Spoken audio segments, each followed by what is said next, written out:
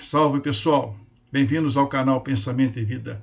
Após a leitura ou audição do texto original da obra, referente ao capítulo 13, também da leitura complementar que foi oferecida e do vídeo da prévia abordando ali antecipadamente as questões que aqui vamos estudar com um pouco mais de profundidade, vamos finalmente conhecer o resumo do roteiro preparado para este tema. Filhos, objetivo estabelecido: refletir em torno da missão de pais e responsáveis perante os que, pelos laços de sangue ou do espírito, mais se lhes aproximam ao longo de uma existência terrena. Questão número 1. À luz do dogma reencarnacionista, quem são as crianças? Espíritos imortais com experiências já vividas e outras por viver, que em seu regresso à carne anseiam por depurarem-se, esperançosos de poder contar com o indispensável amparo e boa influência daqueles com os quais conviverão mais de perto em seus novos primeiros anos de jornada pelo mundo. É sempre bom lembrar o que falamos na prévia. Um dogma nada mais é que um pressuposto. É a base que vai servir para um determinado raciocínio dentro de uma doutrina ou de um sistema. No caso aqui é a doutrina que o Cristo nos deixou. Nós temos aqui uma passagem de Jesus no Evangelho de João, bastante conhecida. Não te admires de que eu te haja dito ser preciso que nasças de novo. A necessidade de nascer de novo é citada em várias outras passagens por outros diferentes evangelistas em um Novo Testamento. Mas no caso aqui, vamos especificamente tratar o que diz respeito mais diretamente à questão de pais e filhos, ou dos filhos que são o tema desta vez. Em o Evangelho segundo o Espiritismo, nós temos aqui um pequeno comentário com relação àquela questão que Jesus também mencionou. O que é da carne, vem da carne. O que é espírito, vem do espírito. Temos aqui que não é o pai, que pai terreno, tá, gente? Não é o pai quem cria o espírito de seu filho. Ele, o pai, mais não faz do que ele fornecer o invólucro corpóreo, cumprindo-lhe, no entanto, auxiliar o desenvolvimento intelectual e moral do filho para fazê-lo progredir. Não é apenas, então, a questão genética, a hereditariedade do corpo físico, aspectos orgânicos, portanto. É um processo no qual cabe ao pai, implicitamente, a função, a tarefa, vamos dizer dessa forma, de ajudar aquele que retorna à carne na posição de filho, no seu progresso moral e intelectual. Depois nós temos aqui Paulo de Tarso, na carta aos Romanos. Porque nenhum de nós vive para si, e nenhum morre para si. Sempre a proposta de progresso mútuo. No caso, especificamente, os pais que auxiliarão os seus filhos ou tutelados, aqueles laços do espírito, portanto, não apenas da carne ou do sangue, a que possam realmente obter sucesso na empreitada que estão reiniciando aqui na carne. Questão número 2. Em que pese a inexorabilidade do livre-arbítrio, até quando as diversas influências recebidas pelas crianças lhes caracterizarão o modo de ser? Resposta que estamos sugerindo. Pais e professores são as primeiras e mais importantes referências para os que, pela reencarnação, passam a compartilhar-lhes o convívio.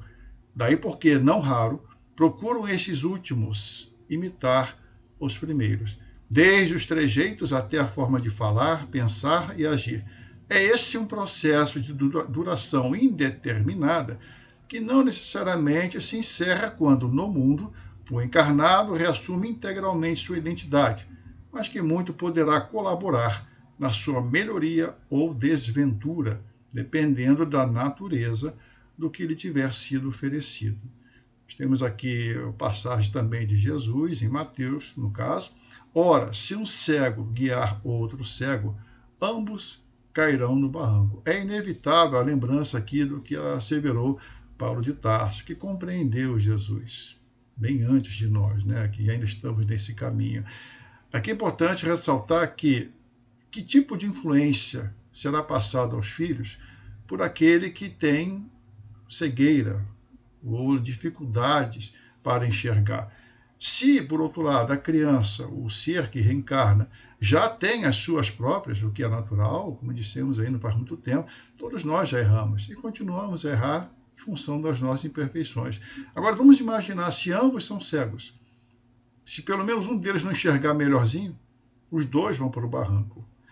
Depois nós temos aqui, em O Evangelho segundo o Espiritismo, no curso dos primeiros anos, o espírito é verdadeiramente criança, por se acharem ainda adormecidas as ideias que lhe formam o fundo do caráter. E é o que a gente nota, com certeza. A criança ainda tem idade, ela é muito inocente, é pureza, na maioria absoluta das vezes. Então nós temos nessa fase da vida um material muito maleável, uma condição muito melhor de influenciarmos, claro que positivamente é o objetivo, mas a criança está mais apta e mais condições de assimilar outras formas de enxergar as coisas, diferentemente daquilo que já vinha trazendo do seu berço, compreendido o berço aqui do contexto em que esteve em outras vidas, e, portanto, com as suas mazelas adquiridas, outras por serem ainda resolvidas, e virtudes a serem desenvolvidas da mesma forma, tá bom? Então, o espírito, enquanto criança, ele tem essa condição facilitada, até porque Deus nada faz seja inútil ou que não tenha um propósito. É uma fase muito mais facilmente, a criança é atenta e os pais têm uma condição, pela proximidade, inclusive, de fazê-la observar as suas atitudes. Mas vamos seguindo que a gente vai aprofundar um pouquinho mais disso aqui. Nós temos que Jesus, em Lucas, assevera ou recomenda-nos, vê então que a luz que é em ti não sejam trevas. Então é importante olhar para dentro de nós, aqueles que estão ocupando a posição de pais ou de responsáveis, tutores, como chamamos, para que observem as suas próprias atitudes, suas maneiras de pensar, de agir, porque a criança, como foi dito agora há pouco, a criança está muito atenta, muito ligada, como se costuma dizer. Ela está realmente querendo bons exemplos. Porém, qualquer exemplo que chega a ela é como se fosse, como diz Emmanuel aqui no texto, uma objetiva de uma câmera fotográfica. Ela fotografa aquilo. E a interpretação que ela vai dar dessa câmera vai ser muito em função do que ela já assimilou para si, do seu comportamento pregresso, da sua natureza íntima. Depois nós temos na questão 3. No decorrer de sua nova existência terrena, qual das duas, a palavra escrita ou a falada, mais fortemente impressionará o espírito recém-reencarnado? Resposta. O livro edificante é amigo fiel e de indiscutível utilidade à aquisição do conhecimento que gera bem-estar e autoconfiança. O mesmo não se pode dizer da letra eivada, contaminada, de concepções personalistas e tendenciosas, que por isso mesmo confunde, trazendo dúvida e perturbação. No entanto, seja qual for o grau de influência da manifestação escrita, ela jamais sobrepujará a força do verbo eloquente, sobretudo quando acompanhado de atitudes que lhes materializem a nobreza ou a leviandade. Bons e maus exemplos valem mais que 1000 palavras. Passagem aqui de Paulo na primeira carta aos Coríntios. Todas as coisas são lícitas, mas nem todas as coisas convêm. Todas as coisas são lícitas, mas nem todas as coisas edificam. Não é, portanto, qualquer livro, qualquer texto que vai edificar. Embora a manifestação seja livre, assim como é o livre-arbítrio. A questão é, que tipo de interpretação vai ser dada àquilo que é recebido por quem está lendo? Agora, por outro lado, e as palavras? Aquele que está ouvindo, e de maneira geral, muito atentamente. Imaginemos a atenção que um filho costuma dar aos seus pais quando esses lhes dirigem a palavra, e especialmente quando fazem alguma coisa.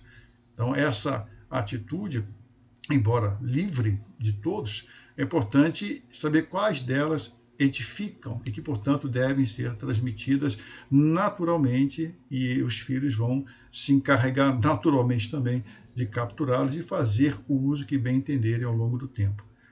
Em O Livro dos Médiuns, nós temos o seguinte: há pessoas que se deixam seduzir por uma linguagem enfática, que apreciam mais as palavras do que as ideias, que mesmo tomam ideias falsas e vulgares por sublimes. Tudo uma questão de como se vê ou de como se ouve. O Cristo já asseverou que sempre haverá muitos profetas. Mas o profeta é aquele que revela algo, que traz uma notícia, que nos diz alguma coisa. Mas nem todos são realmente confiáveis, vamos dizer assim. Daí a importância, nós que como pais temos filhos que estão sendo preparados para o mundo, os profetas estão por aí. E eles estão dispostos, muitas vezes, a fazer chegar até outros as suas ideias, suas concepções. E existem aqueles mais vulneráveis a essas palavras e ideias. Imaginamos, então, quais as consequências do que pode acontecer com essas crianças, não apenas agora no presente, mas um pouquinho mais além, mais na frente, no futuro, né? Questão 4. Questão 3 ainda, gente. Passagem de Jesus e Mateus. Ai de vós, escribas e fariseus hipócritas. É mais ou menos o que nós quisemos dizer. Os fariseus, os escribas, eles realmente tinham um discurso fácil, faziam um proselitismo constante, tentando fazer as pessoas se converterem, mas em termos de prática do bem, em termos de mostrar realmente o que diziam, eles faziam também, não era bem assim. O próprio Cristo asseverou, nós vimos em roteiro mais ou menos recente, né? Recomendando Jesus, ouvi o que dizem os escribas e fariseus, mas não façais conforme eles fazem. Então a diferença enorme entre apenas falar e fazer. Nós temos aqui o livro dos Espíritos. É sempre útil dar um bom exemplo, mas os que somente por afetação e amor próprio o fazem, não é o que faziam os fariseus, para afetação, para aparecer, como dizemos aqui, né? Desmentindo com um proceder a aparente piedade, mau exemplo dão, e não imaginam o mal que causam. Então veja, isso já é consagrado isso, nós já percebemos o mal que isso causa, e de novo, não é necessariamente imediato esse mal, porque a criança ainda está absorvendo tudo, mas se somarmos o mal que já tem ainda naquele coraçãozinho ali, aquele espírito reencarnado, né? Se somarmos mais males, a coisa piora. Por outro lado, se as influências forem boas, há uma condição de se resolver essa coisa de uma maneira mais suave e até mais rápida, não é? Agora sim, questão 4. Como os conteúdos morais e intelectuais oferecidos na infância poderão um dia ser úteis aos que os receberam? Nós vimos que as crianças ainda, crianças em tenra idade, ainda estão, assim, não necessariamente não mostraram que veio ou que vieram. Mas aí vamos pensar um pouco mais à frente. Resposta sugerida. Fazendo-os repensar as convicções equivocadas que, há tempo, lhes vêm direcionando os passos.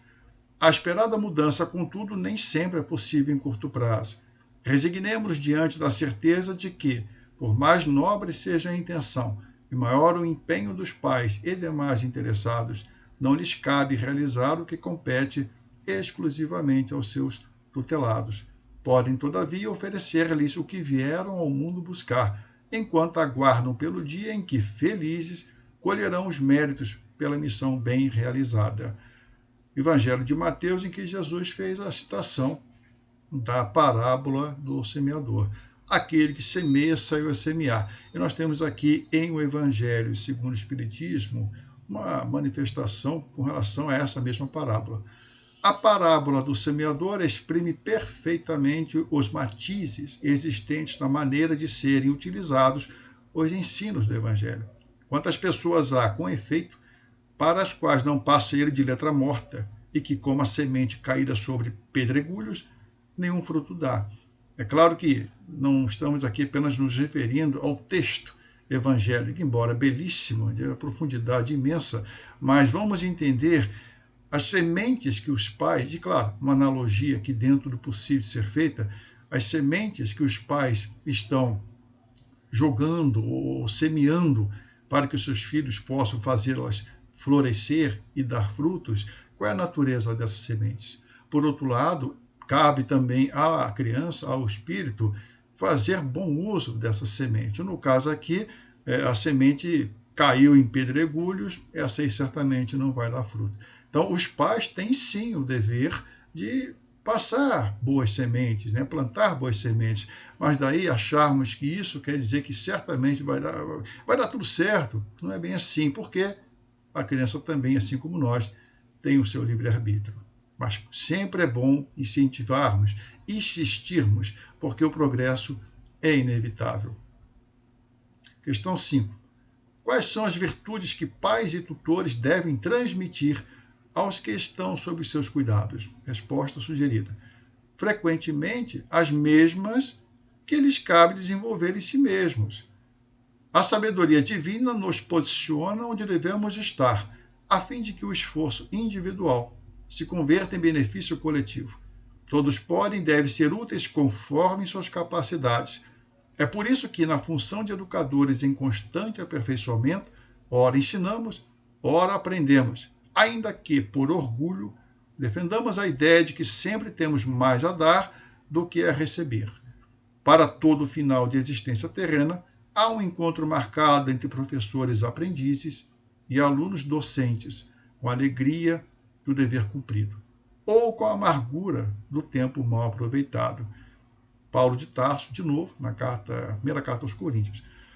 Pois nós, embora muitos, somos um só pão, um só corpo, porque todos participamos de um mesmo pão. Quer dizer, todos nós podemos ajudar no coletivo, a começar por nós mesmos. Ninguém dá o que não tem, certo, pessoal? Então, por isso mesmo que nós temos aqui o Espírito Lázaro, em o Evangelho segundo o Espiritismo, diz-nos o seguinte: o dever é a obrigação moral da criatura para consigo mesma, primeiro, e em seguida para com os outros. Eu não vou exigir ou esperar algo de alguém que eu mesmo não tenho condição ou muito menos interesse de oferecer. Ainda, Jesus, em Evangelho de João: importa que façamos as obras daquele que me enviou enquanto é dia. Vem à noite, quando ninguém pode trabalhar. Como nós dissemos na prévia, isso aqui é um eufemismo, né? Uma figura de linguagem, uma força de expressão.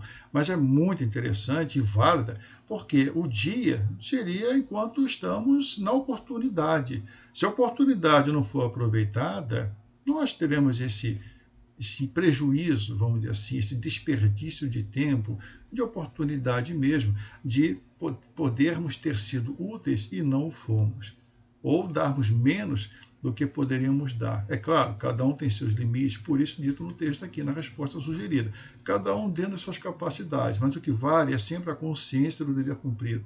Fiz realmente, honestamente falando, tudo o que eu podia. No mais, Deus sabe o que faz, né, gente? Oportunidades não nos faltarão para a redenção, para novas tentativas, e o progresso, como também já foi dito, ele vai acontecer. Em Evangelho segundo o Espiritismo, nós temos quantos pais são infelizes com seus filhos, porque não lhes combateram desde o princípio as más tendências. Passou o dia, deixou-se para lá, agora chegou a noite. O que fazer? Agora já está instalada ali a má tendência. E lembrando ainda, fora as más tendências que já haviam, quem sabe, no passado, né? Que, enfim. Questão 6. Por que o conhecimento da proposta cristã e de inúmeras técnicas pedagógicas mundanas não são recursos suficientes para a solução de vários problemas encontrados no lar, na escola ou em outro meio social? Resposta: sabemos que os recomeços na experiência física são oportunidades sagradas de reajuste e progresso. Todavia, como pretender-lhes o bom aproveitamento se o depois, em pouco ou quase nada, difere do antes? Não se consegue vencer os desafios da semeadura no campo sem esforço equivalente. A enxada, o arado, as sementes e o adubo sozinhos não são garantia de colheita farta. Jesus, de novo, em o Evangelho de João: se o homem não renasce da água e do Espírito, não pode entrar no reino de Deus. Vamos ter aqui a água como a matéria, representando a matéria, assim como a carne, etc. Quer dizer, um novo corpo. E do Espírito, quer dizer, é o Espírito que renasce para a transformação do homem velho no homem novo. A ressurreição nada mais é do que isso, que também é uma figura muito bonita usada pelo Cristo. É a própria história do Cristo que culmina com a sua ressurreição, a história dele na Terra, evidentemente, né? É muito lindo, porque vê-se que é possível, sim, essa ressurreição, não da carne em si, da matéria, mas sim do Espírito, da renovação do Espírito. Ele veio mostrar-nos tudo isso que é possível de acontecer. Depois nós temos em o Evangelho segundo o Espiritismo, aquele que não cultiva o campo que o trabalho de seu pai lhe granjeou e que lhe coube em herança, ou vê cobrir-se de ervas parasitas. É seu pai quem lhe tira as colheitas que ele não quis preparar? Ou será que é o próprio filho, ou aquele que recebeu a terra, que resolveu, o campo, resolveu não cuidar do campo? Questão 7. Qual o instrumento mais poderoso e efetivamente capaz de prover uma ajuda de excelência àqueles que, de modo especial, na posição de filhos, partilham conosco uma convivência mais próxima? Resposta. O amor é regra universal para a ascensão do espírito. Quando, porém, confundido com posse indébita e outras disposições interiores que lhe depreciem o valor ou lhe desvirtuem o propósito, concorre para manter em cativeiros que, nada obstante, ainda frágeis e vacilantes, buscam os palcos do mundo para se libertarem de suas imperfeições, pois sabem em seu íntimo que só assim atingirão a glória do céu. Paulo de Tarso, mais uma vez, na primeira carta aos Coríntios. Se não tiver amor, nada sou. O amor, acima de tudo, como principal condição para que possamos avançar, porque, entre outras coisas, ele cobre a multidão dos pecados. Em o Evangelho segundo o Espiritismo, o homem só possui em plena propriedade aquilo que lhe é dado levar deste mundo. Nossos filhos nós não levamos deste mundo. Não é bem assim. Nossos filhos, por mais queridos que sejam, e são muito amados, é importante que não confundamos as coisas. Nós temos a tendência natural de querer, vamos dizer assim, super proteger nossos filhos. É comum. A gente quer sofrer por eles, mas não é bem assim. Se assim fosse, eles não estariam preparados para o mundo, como nós talvez ainda não estejamos. O importante é que o amor ele seja realmente essa mola impulsionadora da compreensão maior do propósito da vida. Deus não faz nada ao acaso. Se nos dá essa condição de amarmos, é porque é fundamental que compreendamos, assim como Maria, embora a dificuldade que ela teve, a mãe, vendo seu filho crucificado e por nada de ruim ter feito, muito ao contrário, imaginemos a dor daquele coração, mas por amor compreendeu a situação. Finalmente, Jesus em Mateus: não acumuleis tesouros na terra. De novo, nossos filhos, assim como nós, não vão permanecer aqui neste mundo. Nosso mundo não é aqui, nós apenas estamos no mundo, temporariamente. Conclusão. Desde a simplicidade da flor que embeleza e perfuma, até o milagre do renascimento que faculta progresso, manifesta-se a providência divina. Frutos do amor maior, pais e filhos, consanguíneos ou da alma, são de tempos em tempos reencaminhados ao mundo para juntos usufruírem a bendita oportunidade de soerguimento e ou elevação que lhes é proporcionada por um Pai infinitamente misericordioso, justo e bom. Vou deixar com vocês a leitura complementar de título Educação Integral, de Joana de Ângeles. A gente se vê em breve, gente, numa próxima oportunidade. Fiquem com Deus.